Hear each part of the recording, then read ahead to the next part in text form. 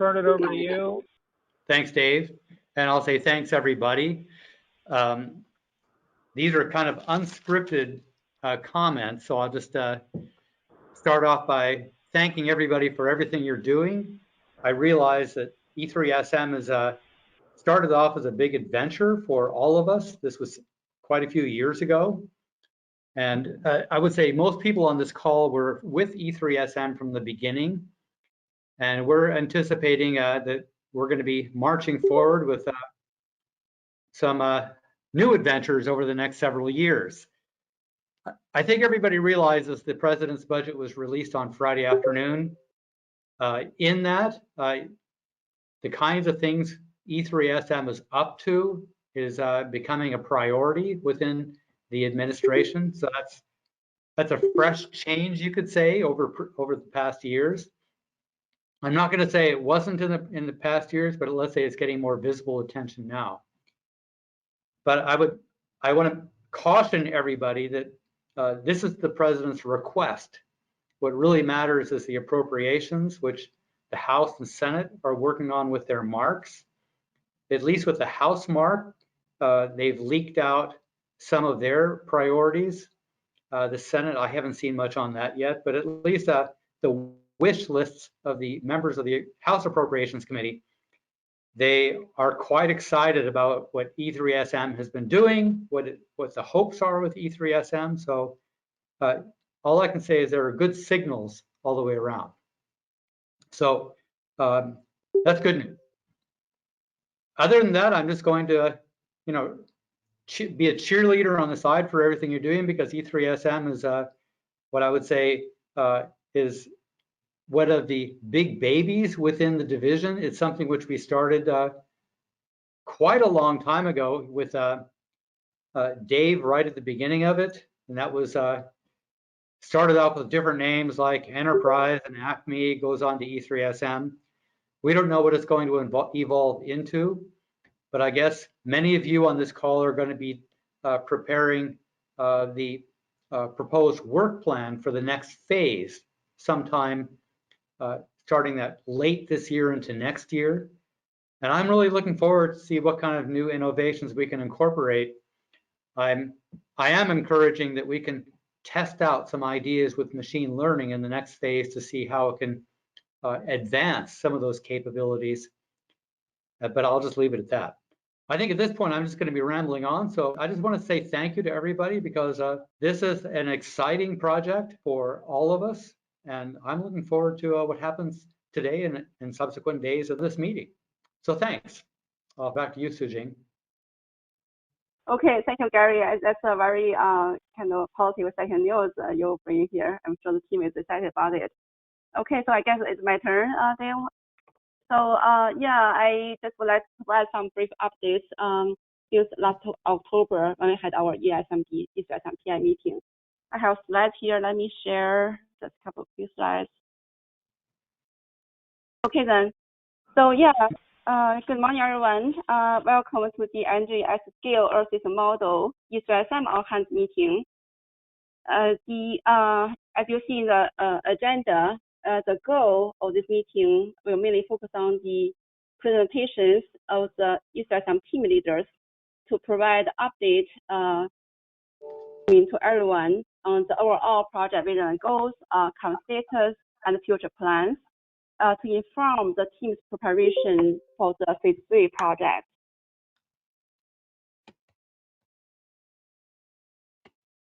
So some update since last October, E3SM received its FY21 budget for 4 million, which is the same as the year before. The portfolio of E3SM stays largely the same. And E3SM science community was able to showcase some work for the V1 development in a special AGU collection. It's this collection includes 50 papers with hundreds of authors from E3SM team and their collaborators.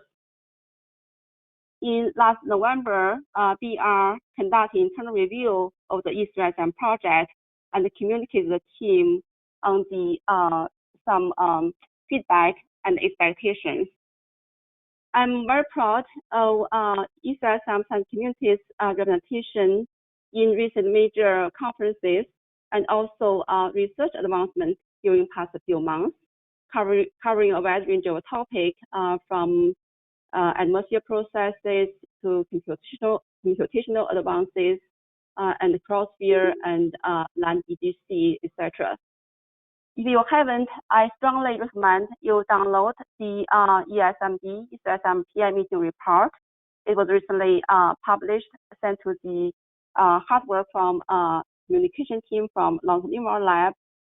This report really captures well the ESMD activities supporting E3SM development. And also, please read the AI for ESP white papers. As Gary mentioned, there are many of them, closely related to E3SM development. So here are the current ESMD portfolio. As you can see, E3SM has 61% of the budget of ESMD is a major driver for the E3SM development.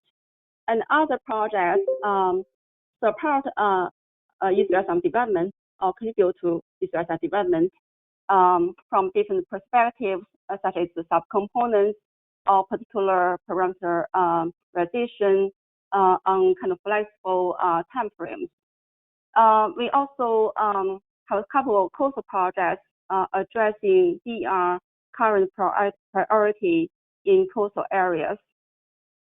Compared to last year, there will be a few more university awards from last round funding opportunity announcement.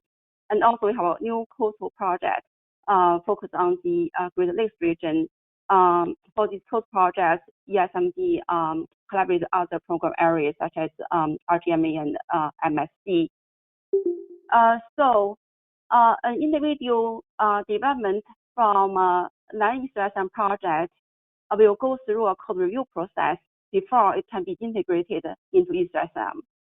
In the end, based on the testing results, it may or may not be integrated into E3SM, but close communication and coordination is essential. This not only applies to ESMD, but also other projects from ESID investments, such as RGMA, MSD, ARM, ASR, and ESS. So please contact E3SM executive committee, team leaders, or myself for any opportunities or interest. There have been many exciting achievements during the past few months. I just want to mention a few here. This month, the E3SM version 1 standard resolution summary paper was recognized by GEMS as one of the top cited papers published between 2019 and 2020. This is a big achievement, a big deal. Congratulations to all the authors and also everyone who contributed to the V1 development. Our SCREAM, the new atmosphere model of E3SM, recently successfully finished its 3-kilometer global simulation and contributed its 40-day winter simulation to International Diamond Initiative. This high-resolution simulation is really exciting. Without deep tuning, it demonstrated a much better representation of some physical features, such as tropical precipitation, diurnal cycle, and atmosphere river, tropical cyclones. So this opens up many possibilities for us to address some scientific questions we were not able to before, and also create possibility for regional applications. For example, during recent Argonne's American Resilience Conference, Gary elaborated on some challenges for using climate modeling tools to address resilience. Ruby and Peter Cartwell was also invited to discuss how E3SM high-resolution data would provide actionable information for individual communities to build resilience. And last week, I heard that our new computer system, Chrysalis, that is a machine for V2 and V3 development, has reached a speed of 40 simulated years per day for throughput for water cycle simulations. This is really a notable improvement. Our scientists, Ruby and Andrew, have received well-deserved honor and recognition for their effort. Congratulations. And please check a full list from the E3SM website. So we are looking at the long-term roadmap of E3SM project. We are right now in the transition from phase 2 to phase 3. Here is the review timeline. The phase 3 white paper due in January, proposal due in mid-July, and review will be in the early fall. I also put the timetable review timeline or other ESMD projects here for the team's consideration. And we were facing some challenges, but also emerging opportunities. The E3SM project has a very rigorous development cycle. For every 3 years, we have major version or model release. And during the phase 2 development, we encountered some unexpected issues causing the delay of the version 2 code freeze. Based on that, the leadership team has been refining the code review process. And also with increased capability of E3SM, such as high resolution, the inclusion of the human component, there has been increased interest in using E3SM output. So how the team will provide support to the external users without kind of sacrificing the team's effort in reaching its project goals. And also in next phase and long term, how we integrate artificial intelligence and machine learning, as Gary mentioned, into E3SM development. And also, how we can best coordinate with other ESRD program support activities to maximize the due investment, and also how we leverage broadly from the Earth Science community to ensure that E3SM maintain international leadership in Earth Science modeling development community. At least some resources and the way of communication here. Please make sure you are well connected. Then I also just want to thank everybody for your hard work and contribution. Please contact me or the E3SM team for any questions or any interest. Thank you very much. Back to you, Dale. Okay, thank you, Xujing. And for those of you who are going to see my talk, I promise that I did not coordinate what I did with Xujing. So you're going to see a lot of what she said again. And I think that is a good thing to always be on the same page as your program manager. So that always helps. All right. So like I said, I did not plan to coordinate this with Xujing, but I think the priorities you'll see are very much the same because we have talked about this a lot, and a lot of our conversation within the executive committee and the leadership team has been on this transition from phase 2 to phase 3 and the planning that must go into that, which is a project that's as large as this and as complex with many moving pieces. So just this was my final slide from the October 2020 meeting. The E3S V1 simulation campaign is still nearly complete. Not all the analysis is done, but I think all the simulation are done. The model's available on GitHub. It's supported on NERSC. And the output is on NERSC and supported there. E3SM V2 was delayed a lot more than we thought it'd be. We thought it'd be released before the end of the year, and it looks like problems with the model caused another 6 months. So the simulation campaign is expected to start, and I use soon, and soon means days, maybe weeks, not months. We don't want to get into,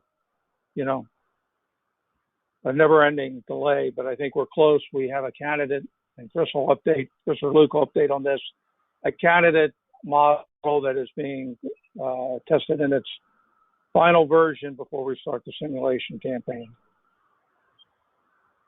So since then, this is another version of the timeline that Xujing showed. We had the project review that was conducted by BER in November. We responded to the review comments in January, and BER accepted our response to those review comments, as well as the actions we had taken in the interim. Around the same time, we had a leadership team meeting to discuss this transition from phase 2 to phase 3. And there's a schedule for the phase 3 white paper in January and the proposal in July of 2022. And the planning for phase 3 is underway. So our strategic drivers remain the same, as increasing energy mission focus of E3SM, just having, and we've said this before, but it bears repeating, having another model that participates in community experiments and simulations is really not the intent of why E3SM was created. Although we do that as both a service and as a quality check on our model against the others. So we're going to continue those, but we hope to increase the amount of work we do in mission-related simulations.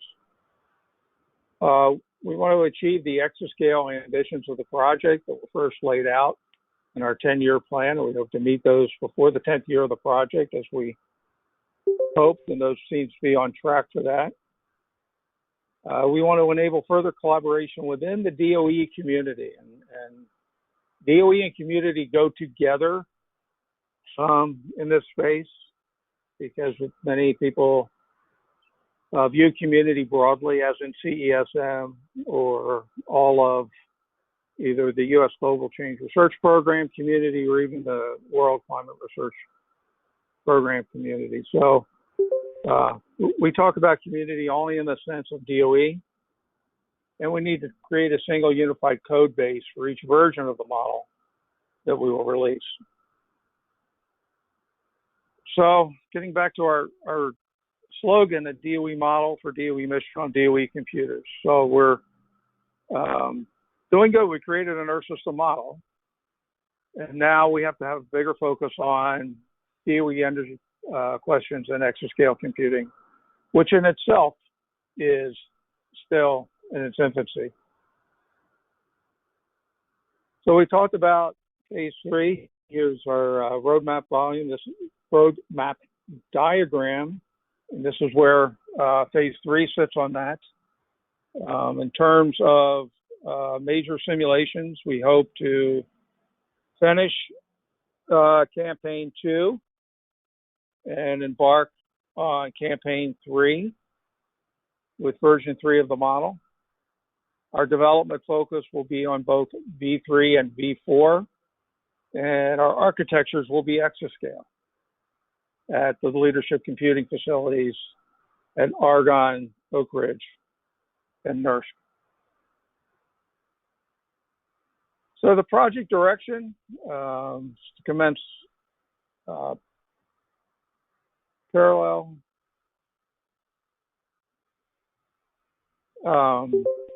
coordinated development of both V3 and V4.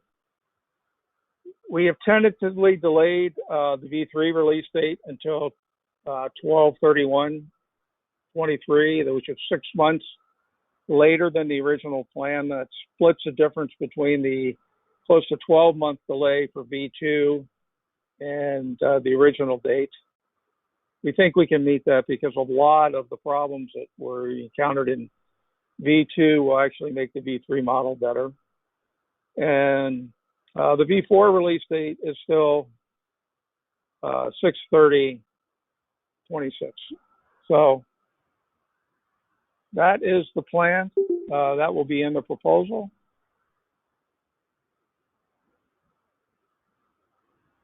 Model science developments, remember, are assigned priorities based on science question needs that will be in the proposal. The model technology developments are assigned priorities based on the needs to run simulations on DOE, LCF, exascale, and beyond systems. Our emphasis for V3 will be on development will be on high resolution single simulations and moderate or regionally refined large ensembles with parallel execution and parallel data reduction. While we have many tools to do simultaneous, sorry about that, there's trucks and cicadas in the background here where I am, so I apologize for the noise. And let me get back to parallel data reduction. We need to develop strategies for handling 50 or larger ensembles which generate the data instead of the kind of laborious and labor and compute intensive process now for data reduction. Single code base for V3 for all three science drivers for V1 and V2. I think we've had incremental releases V1.0, V1.1, and V1.2. The starting point for V2, for V3 is the V2 plus the land, NGD, and the NGD atmosphere. Other developments, including some of the new ocean NGD developments, and outside collaborations are possible within the time frame. V4 is our transformational model. It'll be run on exascale machines that require more development time, which is why we're going to start at the same time we start V3. And the single code base for V4 for all science drivers and for all types of architectures, both heterogeneous exascale machines as well as our homogeneous parallel high-performance computers such as Chrysalis and the next generations. Our starting point for that is V2 plus the land NGD plus the C++ atmosphere, V4 screen code base. And the difficult and complex part of this is we will need to coordinate some developments in V4 with V3. And this is shown, I lost my cursor. Conceptually, with these three lines, I should show what this is. So these are V3 developments in this light blue color at the bottom. And that goes into this V3 development bar. The orange denotes developments that go into both V3 and V4. So this is kind of a complex situation where we have to manage these developments into multiple versions of the model and take care that we keep track of that and don't make mistakes in one that lead to problems in the future. And then there'll be unique V4 developments, which are seen in this top bar. And the boxes are just developments, generic numbers for developments without specificity now. So we start off with the V2 simulation campaigns from V2.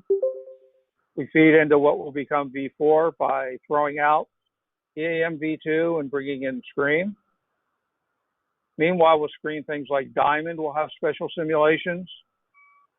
And then the other branch of V2 will keep EAM V2 and bring in some developments, including the NGD atmosphere developments. And as these models are developed, we'll run special simulations before, we actually release a model with some of the upgrades that are done. And these will be targeted at the mission specific simulations. And then, so when we get to the end, we'll have the V3 full simulation campaign, and then later, the V4 simulation campaign. So what will be different in phase 3 from phase 2? And this has led to a lot of discussion over the last few months, including the begrudging acceptance on my part that from Jerry Meal that yes, E3SM in many ways is a community model. So let's try to be clear about what we mean by that. It's not a full community model, but there is a growing community of E3SM contributors and users that are supported by the BER modeling program. So this requires a reconsideration of our user and development support policies. Probably the most significant change will be a new code review process to avoid problems with feature integration experienced in phase 2. And maybe we'll have twice as many collaboration agreements. But the most important part of this code review process, which will require any new feature to be tested by the developer in a full coupled system mode before it will be integrated by the core science teams into the full model. Developing 2 versions is simultaneously more complex. We will probably develop some sort of structure with component architects or lead component software engineers to work with multiple core science groups. We won't go to core groups that are focused on just components because we don't want to get into component-focused science as our driver, but we do need some of the structure that goes with a organization around model components. We'll have intermediate science simulations, and our first example of those is the diamond simulation. And one of the things we're still trying to figure out how we're going to do, but is a priority for us, is how to add a supported MMF atmosphere option based on the ECP project work that's been done largely in very close collaboration with E3SM and with many of the same people. And they'll have more unique simulations to address the DOE mission part of the vision. And we on the leadership team want to hear from you. We want to hear your ideas. The executive, you don't have to go through a core group member. The executive committee members are always reachable by email, and we can set up phone conversations, or you can just try picking up the phone and calling us, and often we'll answer, depending on what's going on with our schedule. But as all of us are aware, they seem to be increasingly occupied by successive Zoom meetings anymore. And we'd like to hear what has worked and not worked from your experience in phase 2.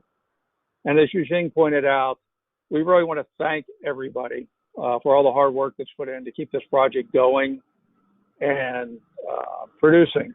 It gets all the productivity by the metrics that Xujing mentioned. All right, it's my turn. Let me see if I can share screen. Okay, so thank you, Dave, for the broad overview about the project. And so now I'm going to specifically discuss the science goals and priorities. Okay, let me see. All right. So as usual, I always start with this slide. Apology to those who have seen it many times, but I think it's important to remind ourselves the overarching plan of E3SM, what it is for, and especially if there might be among us audience who may not be familiar with the project. So again, the goals of E3SM, basically there are 3 goals. The first one is to understand Earth system variability and change. This goal is not different from the goals of many other climate modeling centers, right? We all wanted to better understand Earth system variability and change. The second goal is a bit more specific. We'd like to be able to produce simulations, predictions, and projections to support DOE's energy mission. And so this is what Dave has also been discussing in terms of DOE's model for DOE's mission. And then the third one is also rather specific to DOE, is to prepare us for overcoming the disruptive transition to the next era of computing. And by this, we are focusing on exascale computers for now.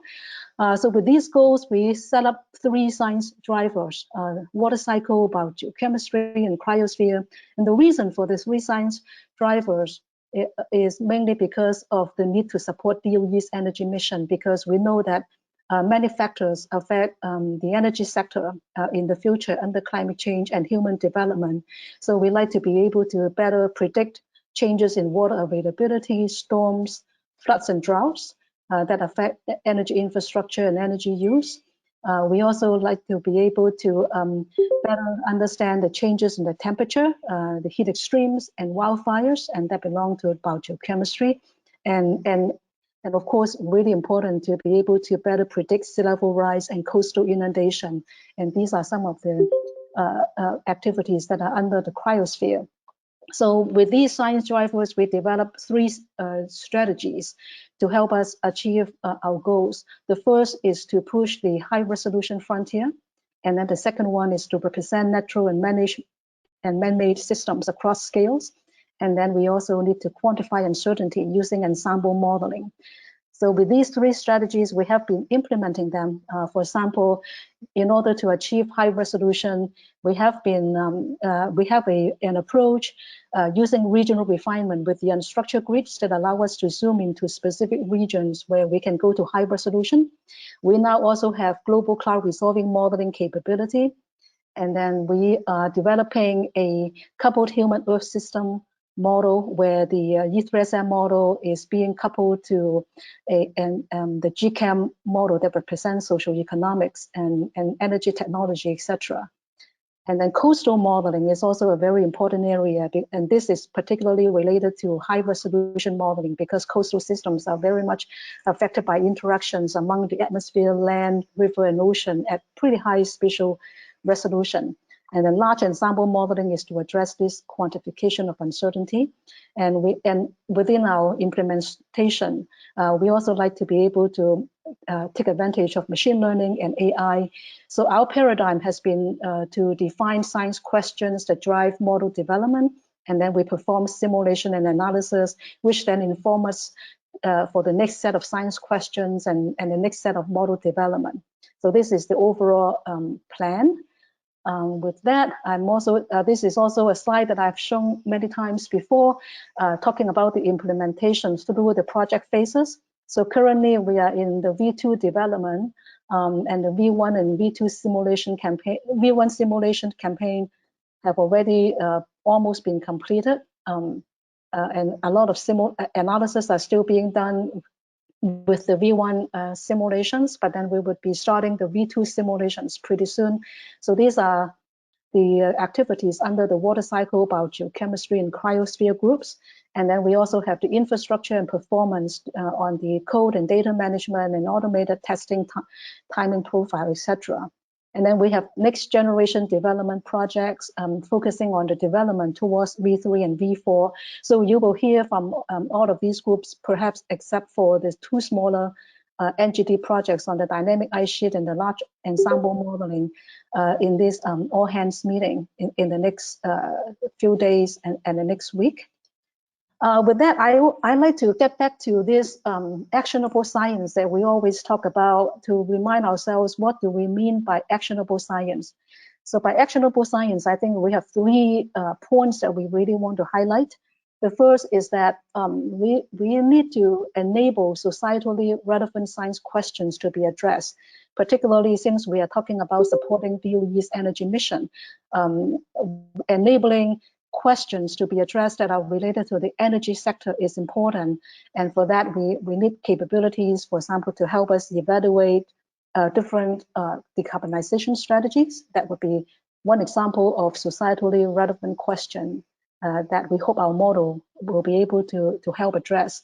And secondly, to be actionable, we need to be able to provide information that has sufficient accuracy. The model fidelity is important, but also with sufficient spatial specificity so that people can take the climate information that we provide down to the level where they need to make decision. So for this, I think both physics and resolution are important. And of course, for the information to be actionable, we need to quantify the uncertainty. So for that, ensemble simulation would be important. So we define science questions for the simulation campaign, broad science questions to showcase the multiple key capabilities and support many types of analysis. And for each model version, we perform DAC simulations and future projections based on different scenarios. And such simulations can already support many different types of analysis.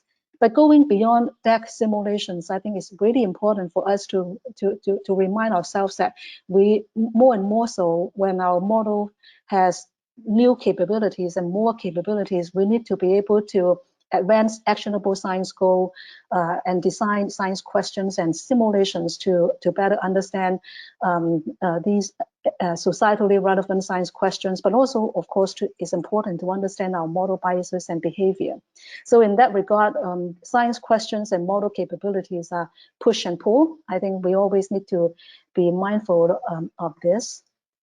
With that, I'd like to devote the remaining part of my talk to really talking about high resolution modeling, because we emphasize so much about high resolution modeling and we have made a lot of progress in that. So currently we have different model resolution that we have been working on, right? So we have low resolution model. This is also sometimes called standard resolution, 100 kilometer model. We also have performed simulations using high resolution, 25 kilometers. So these simulations, overview of these simulations are provided by Golas et al. And also Cotweb et al. In 2019. But now we have the convection permitting model that allow us to perform simulations at 3 kilometer resolution. And for these higher resolution simulations, we can either do them globally, but we also have the capability to do these simulations only within a particular region of interest, such as the US. So we have the regional refinement that allow us to not necessarily have to do high resolution everywhere globally, which usually would be very computationally expensive. But at the same time, we also have the ECP project that has developed the multi-scale modeling framework version of E3SM, where we embed a cloud resolving model in low and high resolution E3SM. So with that, I'd like to ask a specific question, and I'm going to actually show some science results based on a lot of the activities and collaborations between E3SM and some other projects, such as our GMA projects, where we have been looking at various simulations at high resolution and convection permitting scale, and really ask ourselves what can be gained by using high resolution and convection permitting resolutions. And then what are the relationships among these various capabilities that we have? So this is where I'm heading in my talk. So with that, I'd like to focus on two examples, tropical cyclones and mesoscale convective systems. So the reason why I focus on these two examples is pretty obvious, because we always say that we wanted to provide actionable information. For example, the water cycle question partly is to address how storms might change in the future and affect energy infrastructure and energy production and use. So with that, I'm going to show some examples of whether we or how much improvement we might get from going to low resolution to high resolution, and from high resolution to convection permitting resolution. So these are some results actually based on a quarterly metric report that we produced just back in March. The quarterly metric report was focusing on how well the E3SM model simulate tropical cyclones. So I selected several results over here to show you the comparison of the low resolution and the high resolution simulations. But of course, there have been a lot of that kind of comparisons, especially reported in Peter's paper back in 2019. And there was also a specific paper by Karthik that talk about tropical cyclones. But here we look at some aspects that haven't been looked at in those two papers. For example, we look at the improvements coming from low resolution to high resolution in terms of the tropical cyclone structure. Here we're showing you the radial distance and then the precipitation produced by the tropical cyclone simulated by the high resolution, which is in red, low resolution in blue, and then observation in black. So you can see that in comparison with the observation, the high resolution show a much better radial profile of the azimuthally average precipitation rate, as well as similar kind of plot, but now is for winds. So for wind, you can see that the maximum wind is at about 100 kilometer radius from the center of the tropical cyclones. But with a low resolution model, usually you simulate a much bigger blob, and this radius is quite a bit larger. Similarly, when you look at the normalized distribution of the storm size, so the storm size here is depicted by the outermost radius of winds exceeding 8 meter, exceeding a certain amount. So here you can see the black again is the observation, but this is based on Yao A5, and then the red is the high resolution, blue is the low resolution. You can see that in terms of the probability distribution of the size of the tropical cyclones, again the high resolution produce a much more realistic distribution compared to the low resolution.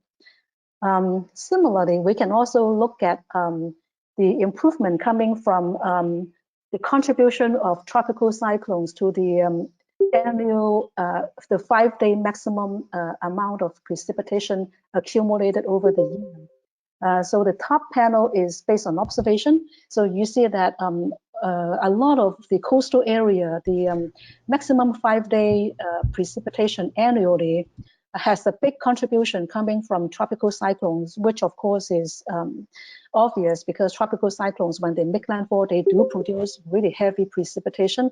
So a lot of areas show like between like 20 to 30% of the annual maximum 5-day accumulated precipitation coming from tropical cyclones. At high resolution, the model is doing much better compared to low resolution, and the reason why that the high resolution is still not getting enough of this percentage. It's not so much about that the model, when you have hurricane making landfall, is not able to produce enough rainfall, but rather the model tend not to produce as many tropical cyclones making landfall along the coastal area. And so in this metric report, when we look at the reason why the model is producing such biases in the frequency of hurricanes making landfall in the coastal area, we find that it is based on 2 factors. One is related to biases in the sea surface temperature that has an impact over the Gulf of Mexico region, where not enough tropical cyclones will be generated because there is a cold SST bias over there. But also because the steering winds in some region, they are not really optimal for steering the tropical cyclones to make landfall over the United States. So this really tells us that if the model is able to simulate tropical cyclone at 25 kilometer resolution, what we need to further improve is really the large scale environment associated with the tropical cyclone, such as sea surface temperature and the steering winds. So here I show you now the improvements coming from high resolution to convection permitting resolution. So this is at the top is the simulation coming from the SCREAM model. So this is Peter and his team working on this. They perform a 40-day Diamond 2 simulation. And so we perform some tracking of mesoscale convective systems in the model simulation. So what you are seeing here, the gray shading is the vertically integrated water vapor amount, and then the white blobs over here are what we tracked in terms of the mesoscale convective systems for the cold clouds, and then the color contours are the precipitation. So you can see a pretty good comparison between the top, which is the model simulation, and then the bottom, which is based on observation. You see very similar number of mesoscale convective system being produced in the model, as well as even the size of the mesoscale convective systems are really realistic when you look at simulations at 3 kilometer resolution. But to be a little bit more quantitative, we can actually look at the high resolution simulation that was produced as part of the high-res Smith simulation and reported in Cotwell et al. 2019. So in this simulation, we track all the mesoscale convective systems. And so the color shading is the observation in terms of the number of mesoscale convective systems for a 20-year average for the summertime. And then the contour is the model biases. So essentially, at 25-kilometer resolution, we see large biases in terms of the number of mesoscale convective systems simulated by the model. Oftentimes, the bias is about 50 to 100%. The bottom is the Diamond 2 simulation at 3-kilometer resolution. This is only a 40-day simulation, and it's not corresponding to JJA, but rather is looking at January and February. But still, a comparison with the observation is feasible. And you can see that at 3-kilometer resolution, the model produced much more realistic number of mesoscale convective systems. You don't see these large areas with large amount of biases anymore, but instead you see a very small scatter area with some low biases in the MCS number. Similarly, you can also see this kind of improvement when you look at the MMF model as well. So these are simulations performed using the MMF model for spring and the summertime. So the middle panel is based on a 25-kilometer resolution model with embedded cloud resolving model, and then the right-hand side is just a 25-kilometer resolution model without the MMF. Compared with observation, this is showing the MCS precipitation produced by the model. So again, you see really obvious improvements coming from the use of cloud resolving model in producing MCSs.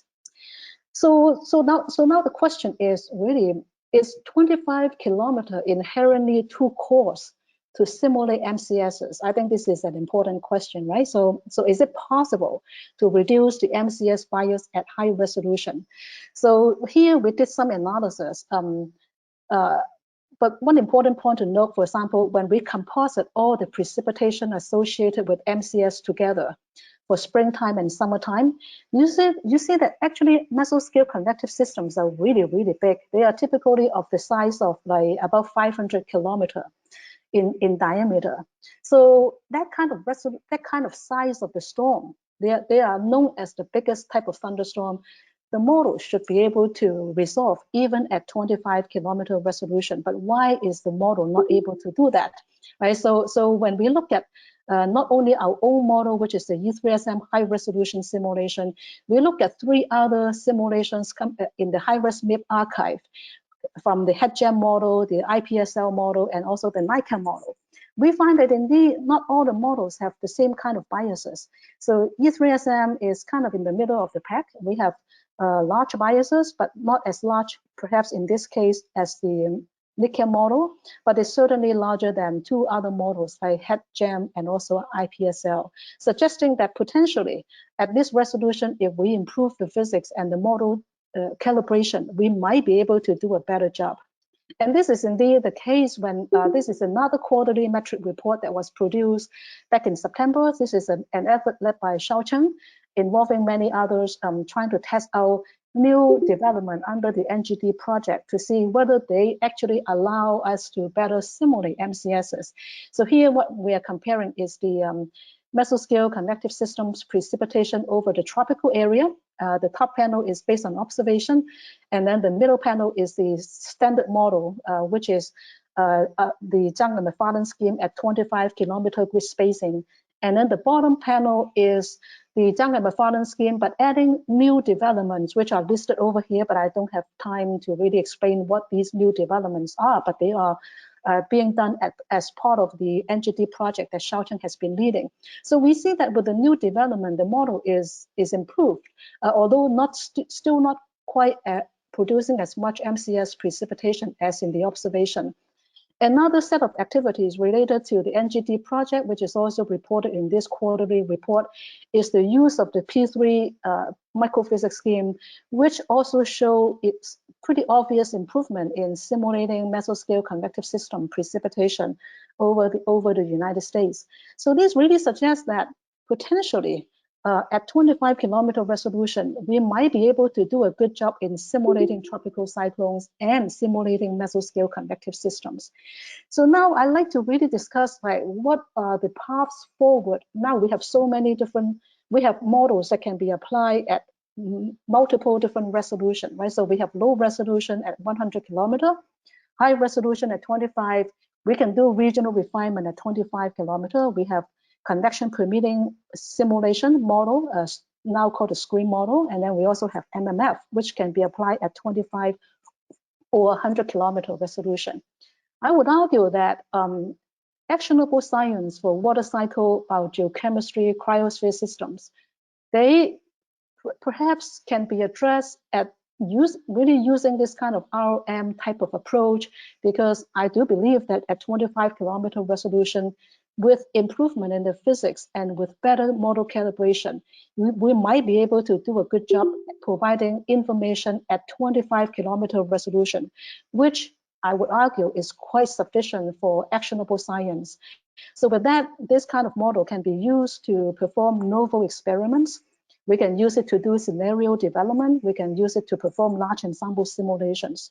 But what about these other types of models, right? So I would say that the low resolution and the high resolution models are still very important. Partly, we need to do this kind of simulation as contribution to CMIP, and also as a way of validating our model against other similar models by other modeling centers.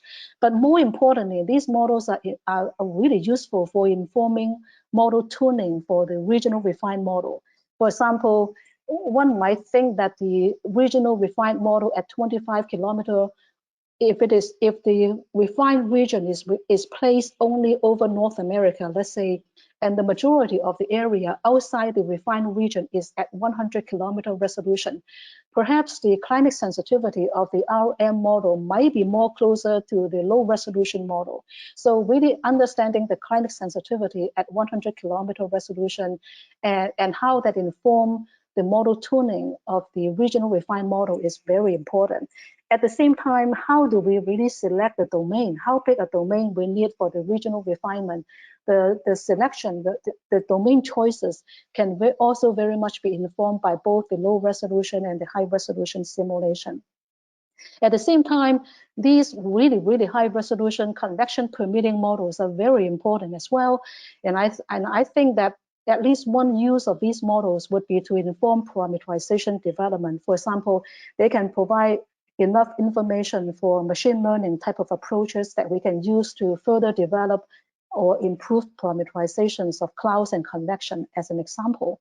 But these models can also be used to perform novel experiments to advance climate science. I know that the SCREAM team has been already thinking about doing simulations such as a SES type of experiment where they can look at cloud feedback using this type of models. But this kind of model can also be used to develop physical climate storyline that we can use to understand how, for example, specific extreme events that happened in the past could look like in the future under global warming. So with that, I think the path forwards could be that we need to merge all the capabilities into a single code base. This is what Dave already talked about in V4. We hope that all these capabilities will be within the same model code base. We need to continue to improve the physics parameterizations. We need better physics parameterizations as well as faster physics parameterizations. So exploring both physics-based as well as machine learning approaches would be important. But also, very importantly, I don't think we have done enough in terms of model calibration. There are different techniques and workflows that can be used to really help us better tune our model. Again, machine learning approaches could be used over here as well as other methods. Large ensemble simulation, we need to really begin to explore approaches, workflows, in situ analysis, data reduction, etc., that might be needed when we start considering doing large ensemble simulations. And then science questions, novel experiments, and analysis is, of course, something that we always need to consider. So with that, I'd like to conclude my talk with summarizing some preliminary thoughts on the phase 3 priority. I think the E3SM project is at a juncture now. We have made significant progress with multiple approaches to high resolution modeling, but the question is really, how do they contribute to the overarching goal of actionable science? right? So with that, again, just repeating what I just talked about in the last slide, I think high resolution modeling at 25-kilometer resolution using regional refinement could be a sweet spot for actionable science, but there's still a lot that we need to do with that. I think that with good physics and effective model calibration, the large-scale circulation and extreme weather events can be well simulated at 25-kilometer resolution to support planning and management of resources and evaluate the effectiveness of different decarbonization strategies and the implications for societal resilience and the well-being of our population. I think these are really part of our actionable science goal. But in order to do this, we need more efforts in model calibration and also the selection of the regional refined domain. One particular challenge is really the tropical cyclone, in that the development of the tropical cyclones is outside the North American region. So potentially this regional refined domain need to be bigger than what we have been using, but we really need more significant effort in evaluating that. We need more efforts in scale-aware physics using both physically based parameterization as well as machine learning approaches and also physics-informed type of machine learning approaches. We need to begin efforts in large ensemble modeling. This is not something that we have been doing in phase 1 and phase 2, but I think in phase 3, we really need to get this started. There are different methodological approaches we can use by perturbed initial conditions versus perturbed model physics. This really need pretty significant effort actually to explore. And then we also need to think about improving the paradigm of asking science questions, doing simulation campaign, and doing analysis. In phase 1 and phase 2, particularly in phase 1, we did simulations using our V1 model. Generally, we define science questions that are relatively broad, and then we perform simulation campaigns. But the simulation campaigns, the simulations are basically a small number of simulations, and they may not allow us to really address more interesting questions that can be asked with our particular model capabilities. So with that, I'd like to think that perhaps in phase 3, we could think about allowing some branch off type of science-driven experiments to be performed. And also maybe we need to think about targeted or goal-oriented collaborations with other DOE programs, such as, for example, the Oscar program or other program, our GMA or other programs in terms of model calibration, workflow, machine learning applications, and other types of collaboration. So with that, I'd like to end here and see if there are any questions for me. So Peter Caldwell has a question. Peter? Yeah, so going back to one of your earlier slides, Ruby, you just mentioned in terms of the overarching plan that BGC was focused or targeting on temperature, heat extremes, and wildfire. And I guess I thought what I have seen, not spending a lot of time focusing on BGC, is that it's mostly focused on carbon and nitrogen cycles. And so I was just looking for clarification there. Okay, sorry, I have been trying to unshare screen and I think I didn't pay enough attention to. So your question, can you repeat again? So you were asking about the science driver related to biogeochemistry? Yes. Yes. Is the science driver related to BGC about heat extremes and wildfire, or is it about the carbon and nitrogen cycles? It is about the carbon and nitrogen cycle, but part of the reason why we care about the carbon and nitrogen cycle is because carbon is really important over the long term, over the long time scale, multi-decadal to century time scale in terms of dominating the CO2 concentration in the atmosphere, and therefore that has a lot to do with the temperature and the heat extremes. Yeah, but indeed, yeah, biogeochemistry is about the carbon and the nutrient cycles. But I'm just pointing out the relevance of the carbon and nitrogen cycle to the energy mission in a sense related to temperature, the impacts on the temperature. Yeah. Okay, that makes sense. Thanks. All right. Okay, Rob, Jacob. You talked about 25 kilometers in high res. Was that, I mean, 25 kilometers in RRM, was that a base of 25 kilometers and you then use RRM to go higher? Or a base of 100 kilometers and use RRM to go to 25? I excuse me. I am referring to the high resolution region of the RM at 25 kilometer, which means usually outside of the region of interest, that would be roughly about 100 kilometer. Yeah, but of course, I mean, if we find that 25 kilometer is not high enough, we can always go to perhaps even like half of that, which is like 12 kilometer. But I do think that judging from looking at other high-res MIP simulations and also the progress that we have made in the NGT project, it seems feasible that we can do a pretty reasonable job in simulating storms, even at 25 kilometer resolution. Yeah. Okay, last question is from Xujing. Hi, Ruby. Very nice talk. Thank you. I'm just curious, what your plan on using MMF from ECP on top of GRIM, because both are run very high resolution, at least for physics, and any cross comparison of these two high resolution models? Yeah, well, good question. I don't know yet, but especially because MMF is really developed by another project, it's the ECP project. What I think would be a nice thing to do is really to perform some systematic comparison between the CP, the SCREAM method, where we explicitly resolve processes at 3 kilometer versus using a super parameterization. This kind of comparison really hasn't been done. I think a cost-benefit analysis would be really useful. For example, I think that the SCREAM simulation could potentially be pretty skillful, not necessarily at 3 kilometer resolution. We could potentially even try, let's say, 6 or 7 kilometer resolution, and it could potentially still be reasonable as long as we turn off the deep connection scheme. And then the MMF also, of course, has multiple different ways to be configured. It can be configured using much higher resolution with the embedded cloud resolving model, and also the host GCM can also have different resolution. So I think that kind of comparison would be very useful. Yeah. Okay, thank you, Ruby. All right. And Okay, for the questions, there's some other ones. Claudia has something in there that you might want to respond to online in the chat, and we'll move on so we don't run out of time for today. And turn it over to Mark.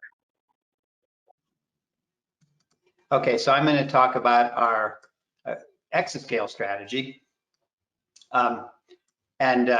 Many years ago, we didn't quite know what our exascale strategy is, but more recently, within the last couple of years, that basically can be summarized as getting the model to run on GPUs. This is a key computational goal of the E3SM project, and one that distinguishes us from other US modeling centers. They all hope to run on GPUs, but we have a mission to make sure the full Earth system model is running on GPUs. And DOE, to put that into focus, is really investing heavily. I've shown this slide. I always show a similar slide, and this is the latest version of this, but all the new DOE machines will be heavily GPU based.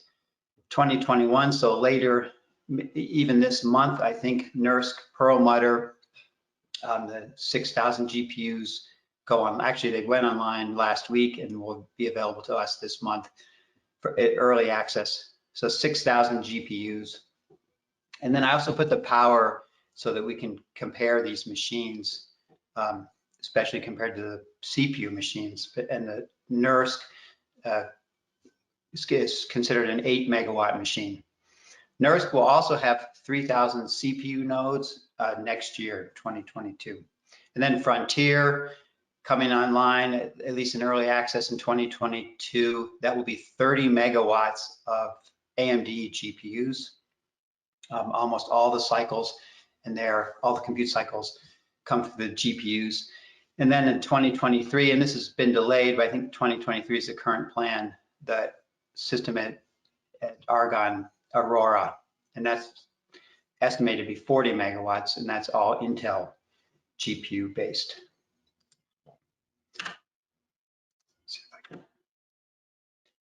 So this is the E3SM all hands meeting, but just to mention some of the other projects that contribute to our exascale strategy.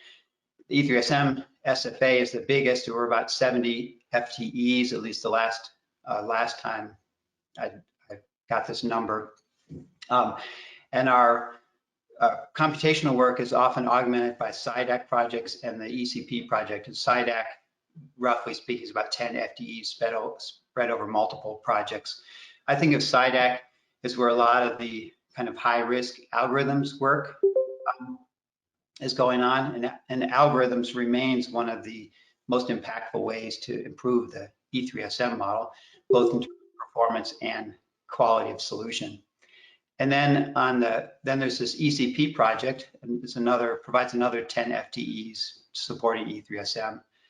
And that also has an algorithmic focus on getting the MMF or super parameterization to work, but it also includes a large chunk of our GPU porting work. And in particular, the work to get MPAS running on GPUs is mostly these days funded by the ECP project.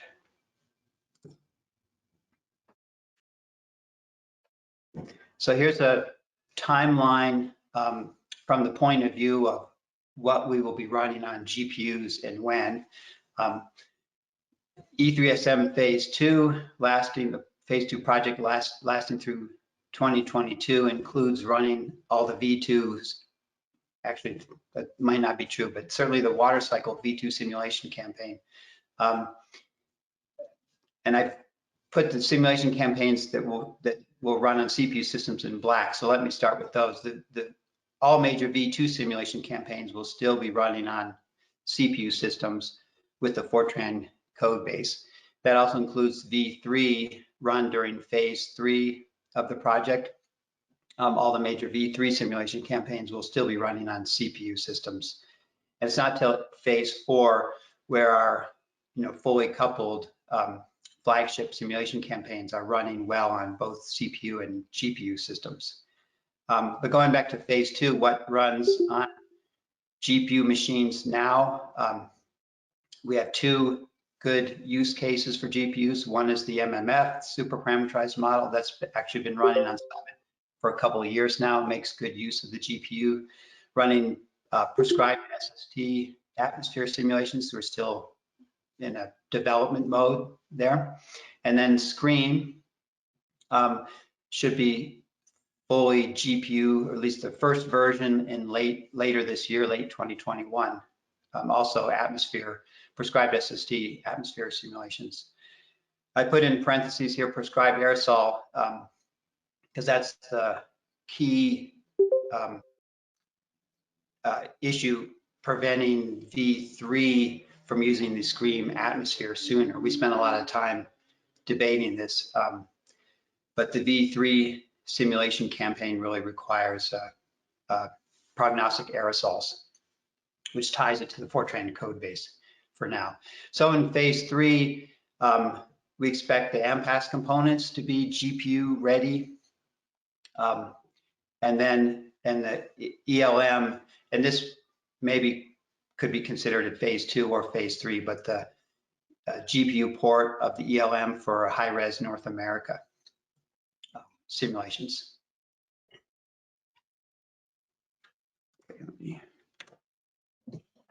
So since a lot of our work will be done on CPU resources, I thought I'd just remind everyone about our dedicated resources. We started this in 2016 with the purchase of Anvil that was quite successful, and it passed its end of life, but we still pay the power bill to keep it running, although we won't replace nodes when they fail. That's 240 nodes of Intel's Xeon CPUs. It's Broadwell version. And then compare that to the exascale machines, which are, the Frontier 30 megawatt system. Anvil is a 0.05 megawatt. So much smaller CPU system. Fortunate for us, since we actually do pay the power bill for that. And then in 2019, we bought Compi at PNNL. That's 460 nodes. This is a shared BER resource 50% of it's dedicated to E3SM, and that's a 0.2 megawatt system. And these are the pictures of those systems from Confluence. And then in 2020, Chrysalis came online. That's been a very successful machine. Each one of these progressively bigger than the last, but that's 512 nodes. This is the first machine in many years, first CPU machine to not be based on Intel Xeon. That's the AMD EPYC, and that's 0.15 megawatts. These megawatt numbers are from the centers themselves, and so the AMD should use more power. I'm not quite sure. I think that's just they measure different things and include how they include cooling and other types of things. But Chrysalis technically should be using a little more power than Comfy, but it's reported at 0.15 megawatts.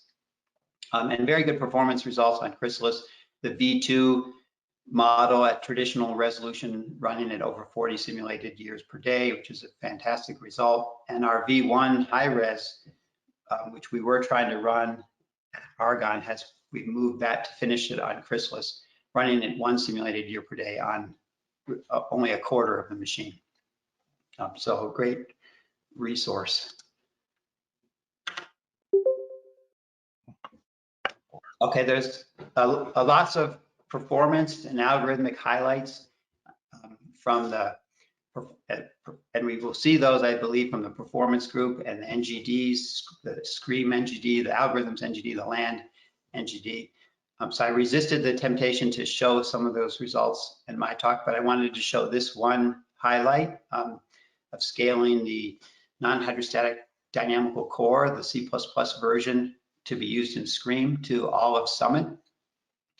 This showcases three different aspects. One, the algorithmic work to make that dynamical core as fast as it is, the GPU porting work to get it to run, rewriting at C++, using Cocos to get it to run well on GPU systems. And then it also showcases the capabilities of Summit, which are quite good relative to some of the competition.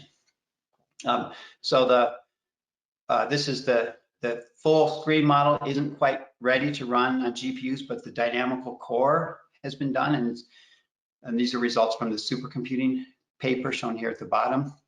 So we ran the dynamical core in this benchmark problem from the National Weather Service. This was the NGGPS, that's the Next Generation Global Prediction System project that the National Weather Service used to determine their next operational forecast model back in 2015. So they defined the standard 3 kilometers, cloud resolving or cloud permitting benchmark problem. And we have data from lots of models and lots of different machines that put some of the highlights in this table. So it's a nice benchmark to compare across machines and modeling centers. It runs the full atmospheric dynamical core with a realistic configuration, how you would run it in an operational model, 10 tracers, 128 levels, but very idealized physics.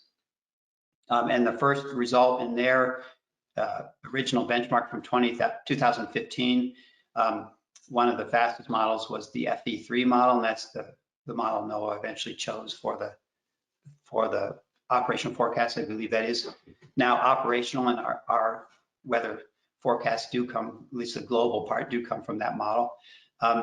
Running on Edison. Edison was a 2.6 petaflop machine. It was the last big CPU machine in the DOE complex. And they were running at 0.16 simulated years per day back in 2015. That speed from that rather old machine was not surpassed until 2017. This was on the Chinese supercomputer Sunway Taohu Light. This was at that time the fastest, rank 1 in the top 500. And this is the home dynamical core developed with a lot of DOE support in the CESM, ported by a Chinese group to this machine. And they attained 0.34 simulated years per day. So twice as fast as Edison, which is a nice result.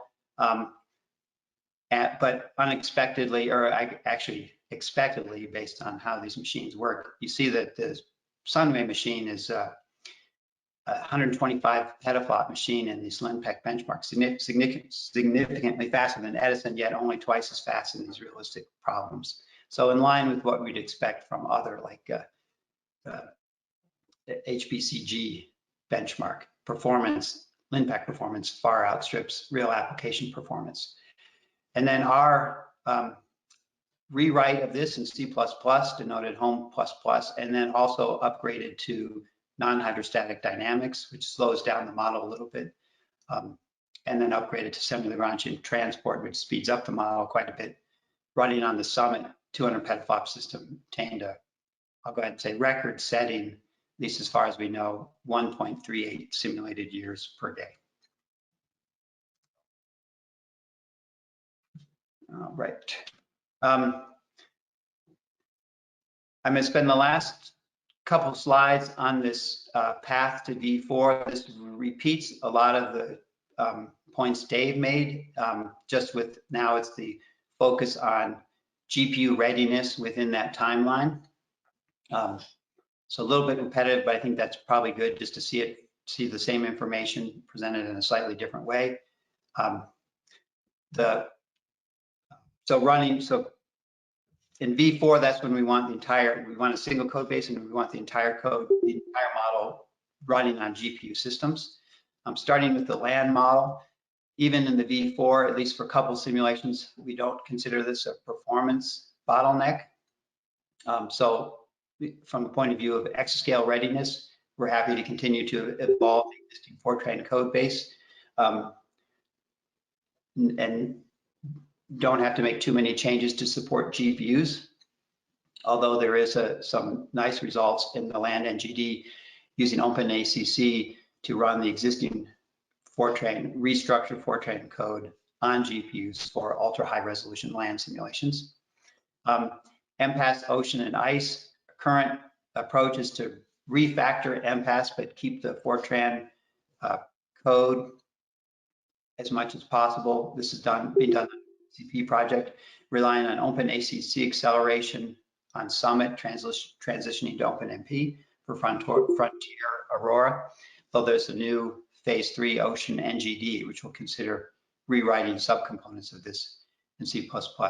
And then the atmosphere, that's where we're the most disruptive, where we're doing a complete rewrite from scratch in C++ for V4. That's the Scream, or at least the initial work done in the Scream project. The V2 atmosphere, large Fortran code base, many parts of that code we don't have much experience within E3SM. During phase 2, we decided not to port this existing code to GPUs, but instead focus on the Scream-like approach, the rewrite from scratch in C++.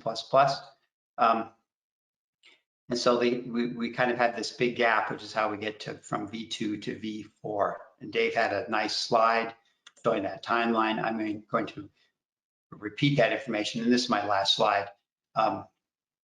Laid out with the two paths, the Fortran code base on the left, and then a timeline without dates, progression, and then the evolution to the C++ code base on the right.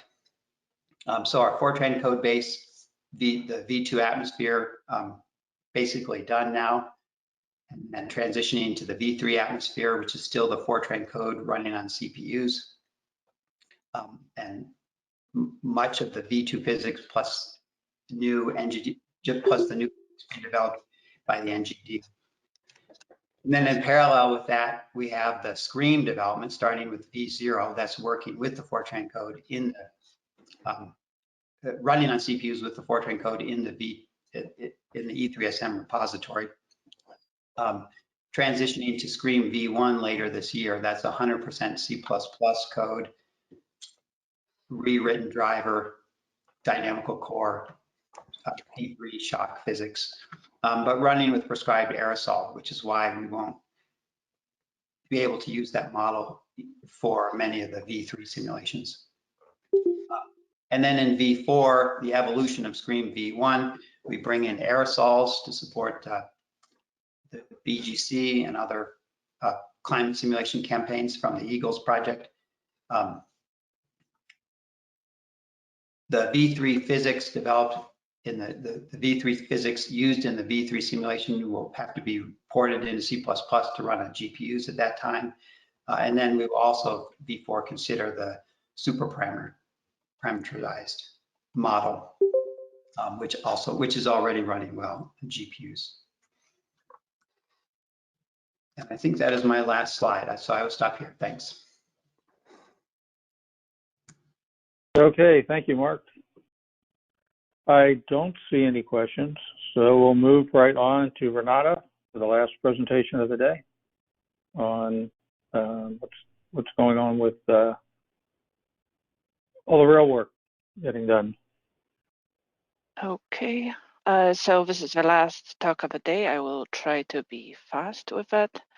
And I just wanted to highlight some of the E3SM resources and where to find them. Okay. Here it is. So I will talk about 4 different types of resources: productivity tools, standardized documentation, planning and reporting pages and due dates, and the resources on the public website. So let's start with the productivity tools. I will talk about the Confluence, Slack channel, GoToMeeting, and Overleaf on those, to just highlight a few. So for the Confluence, for everyone in the E3SM, everyone should have the Confluence, should have a Confluence account and a Jira account. If you do not have it and you have any issue with it, please contact me and I will solve the problem. But 2 things that I wanted to highlight that maybe not everyone is aware of. We have 2 extensions to Confluence. One is the LaTeX extension, where you can use the LaTeX style of writing for the equations and so on. So if you want to share and have a nice display of equations on your Confluence pages, you can use this LaTeX math inline block or block reference macros to do it. Another really great extension that we do have is Excellentable. It's an Excel spreadsheet extension that allows someone to put a Excel spreadsheet embed into the Confluence page, and it actually has all the functionality of the standalone Excel spreadsheet. So you can, for example, order the columns of your spreadsheet, or downsize, or select things, and so on. So it's a very useful tool to have. And here you have a page of the status of a publication to the ESGF, where there's over 100 of rows on this, but you can really quickly select the data that you want to look at a status of by the selecting of in the spreadsheet. Another questions that I often have is the email lists. We do have a page on the Confluence for that, so this is the link to this page. We have a Slack channel that is that everyone that is working with the code should really use. This is a very nice way to get the help day-to-day on the day-to-day problems whenever you're running into something. We have our own channel on Slack. It's called E3SM Project. There's also another channel. It's called ESMD BR, which is for the ecosystem projects to ask us questions when they run into the problems. So those are very useful channels. Please do subscribe to them. If you would like to be added to the channel, please email Rob Jacob about it. We have 3 GoToMeeting licenses. This is one of them right now we are running on, but we do need to reserve the time for those. So please use the Confluence calendar to reserve your time. The link to the GoToMeeting, all the information is right here. GoToMeeting, unfortunately, is if you have a session running and someone will open another session, it will just close the session that is running and open the new one. So please be aware of that and be sure not to overrun your session, and just pay attention to the reservations around you. And so don't start your session also early because you will close the session that is running. So just be aware of that. And another tool that I wanted to highlight is Overleaf. We have about 20 licenses for the collaborative cloud LaTeX editing kind of tool. If you are trying to write a publication, a journal, you're working on the journal publication, and you would like to do that collaboratively in cloud, this is an excellent tool. And you want to use the LaTeX style. You write it in the LaTeX, and you immediately can see the outcome of that. And if you need a license, please email me about that. Okay, I will move on to the documentation. If you are working with the code and you're writing some, if you are thinking about developing a new feature, please be aware of the code review process, which requires the design document and then verification, validation, and performance testing. All of that you can find out on the code review process, but please be aware that we'll have the deep dive coming up really, really soon. That will be looking into maybe streamlining some of those requirements and adding more like a couple testing that we have identified as a problem maybe for our development. We do need the couple testing as well, and deep dive will be deciding on how that will be will look like, what will be really required on that. But the design document, the verification, validation, and performance will be a requirement, so please adhere to that.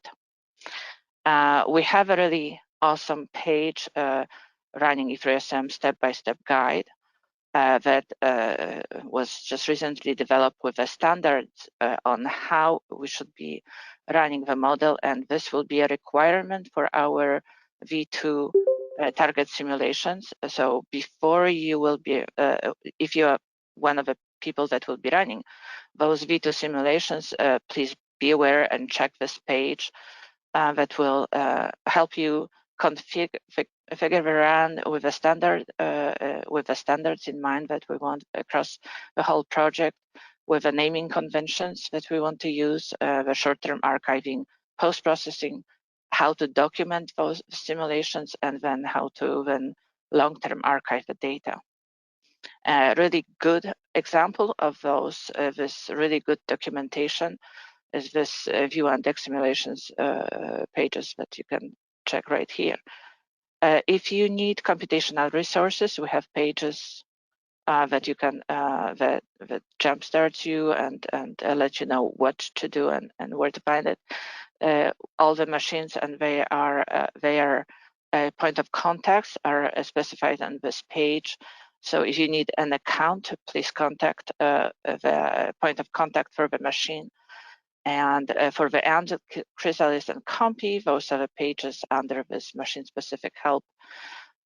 You need to put your name in the table for this particular machine, and you need to have a Jira task to request the computational resource. So that's a requirement. And another page to highlight for the publication to the ESGF, status of those publications.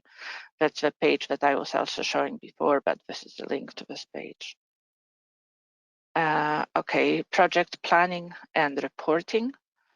So just be aware of the schedule for the both plans, reports, and Jira reports. We have planning in quarterly and yearly planning, and quarterly and 6 monthly reports, depending on if you are a core group on or the next generation development NGD. And we have also the bi-weekly reports from Jira requirement and all of those due dates. We have a nice calendar that I have developed that everyone can check and really quickly find out when those due dates are. And here's a page that will tell you all about those due dates. The plans are, you would find in the groups spaces, and reports are in centralized documentation space. And here is a link to those reports if you want to, if you're ever looking for those. We do have a Jira bi-weekly reports requirement, and I would like to stress to everyone that this is really important, and please do those Jira bi-weekly reports.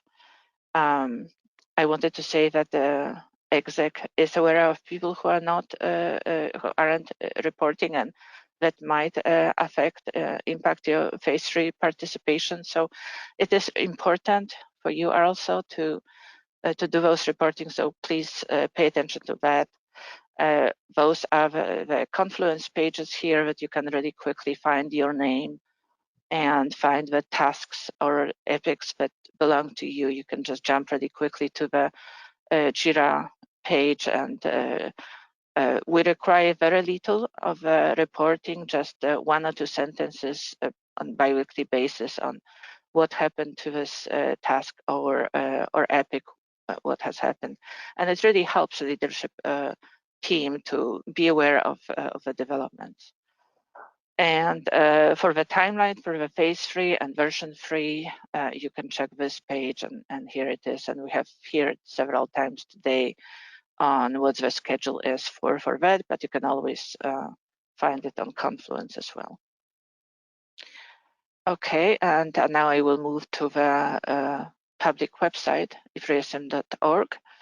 I would like to let everyone know, or make sure that everyone knows that we do have a really great tutorials infrastructure team developed with the instructions of on how to run the model and the E3SM tools like E3SM diagnostics, empath analysis, Z-stash, and PACE. Also, there are really great tutorials on how to regrid from the native grids to the longitude, latitude, regular grids. And all of those tutorials can be found on the E3SM.org public website. Also, there are all the references to all the tools that we have, diagnostic and analysis tools, and those could be found in resources and tools sections of our public website.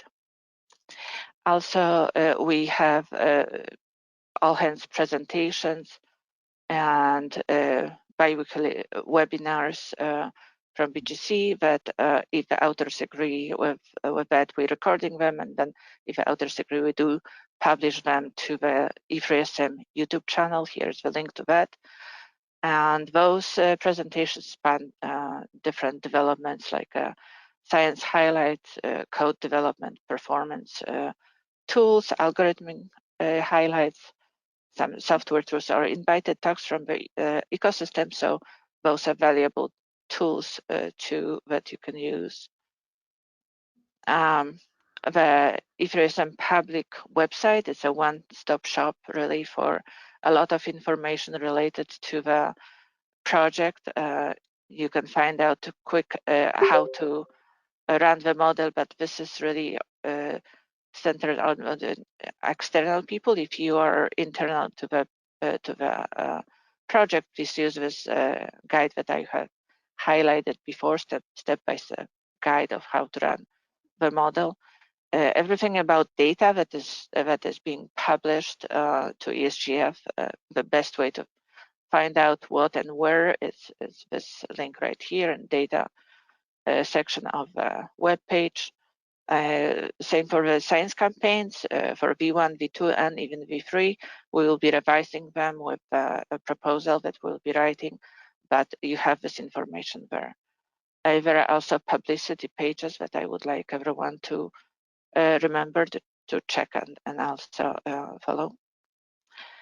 The communication team is working on the project pamphlets, brochures, and technical highlights. The technical highlights are those two-page kind of what we called sometimes glossy, when you print it, of course, kind of two-page highlights that that are centered on the technical developments.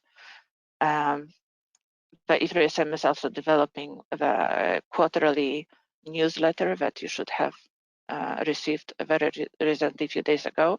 That's how it looks like. We also have a publication on the website, curate those, and publicity items, those are right here. And tutorials, webinars, as I was saying, and those are also posted to the E3SM YouTube channel.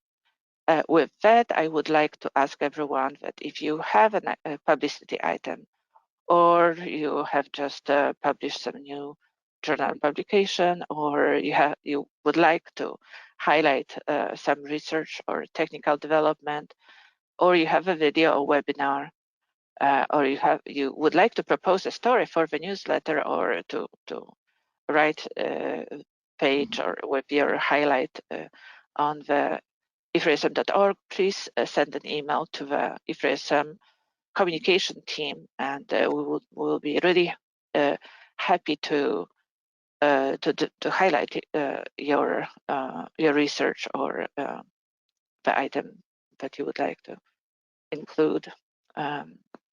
And this is all that I had. Thank you.